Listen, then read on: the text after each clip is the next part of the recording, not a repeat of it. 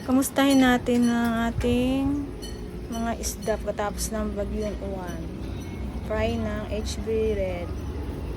Ito ay P-dirt. Wala pang fry. Tagal mga anak. Baka naman silang okay. Malalakas ang kanilang resistensya. Sobrang lamig ng tubig kagabi. Ito ay HB Red. Wala pang isang buwan to. Ay hindi, 1 month na to. Isang buwan na yan. Ito, HB Red, mga 2 months na to. 2 months na siguro to. O, mga 2 months na yan. Tapos ito ay HB Yellow.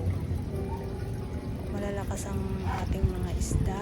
Naglalalaos sa kanila kagabi. Sobrang lakas ng hangin dito sa balcony.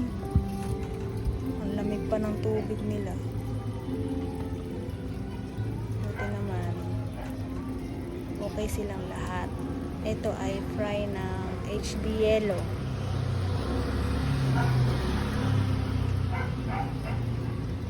Pati shrimp na yellow nandyan din. Okay sila. Thank you, Lord. Ito ay apple snail. Wala naman namatay sa kanila. RDSS. Wala pang sambuan to. Ito mga 2 weeks pa lang to, mga fry RDSS. Meron pa ako sa